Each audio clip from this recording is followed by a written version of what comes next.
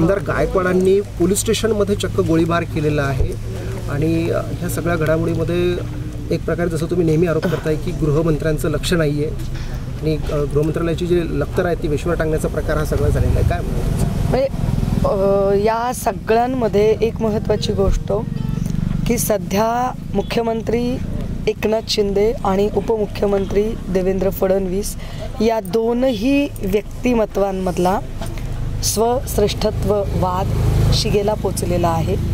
मैं बडा का तू बडा हे दाखवण्याची रस्सीखेच आहे आणि ही धुसफूस नाही आहे। गोळीबार होणे ही धुसफूस नाही, हा गँगवॉर आहे। दोन व्यक्तींमधला शिंदे फडणवीस यांच्यातला गँगवॉर आहे।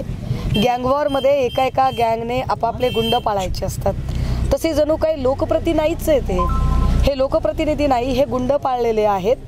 कारण जळगावमध्ये किशोर पाटील एका पत्रकाराला बेदम मारहाण करतात आणि वरनं सांगतात की हो मी मारहाण केली।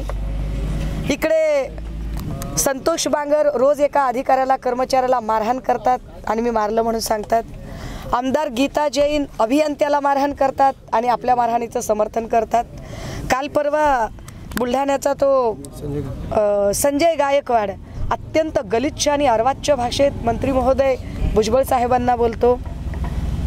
अजितदादांच्या समोरच उपमुख्यमंत्र्यांच्या समोरच उपमुख्यमंत्र्यांच्या पक्षाच्या पदाधिकाऱ्याला भाजपचा आमदार सुनील कांबळे बेदम मारहाण करतो। सदा सरवणकर हवेत गोळीबार करतो। प्रकाश सुर्वे हातपाय तोडण्याची भाषा करतो। तर काल गणपत गायकवाडांनी गोळीबार करून त्या गोळीबाराचं समर्थनही केलं जातं।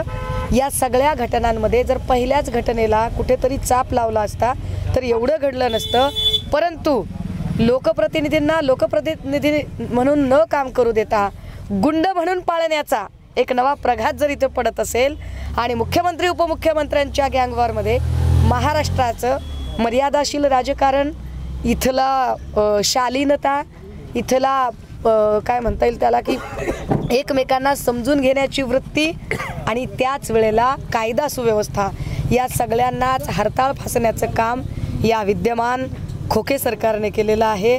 आणि पुन्हा एकदा तुम्ही म्हणताय तसं गृहमंत्री म्हणून देवेंद्र फडणवीस हे सपशेल नापास ठरलेले आहेत।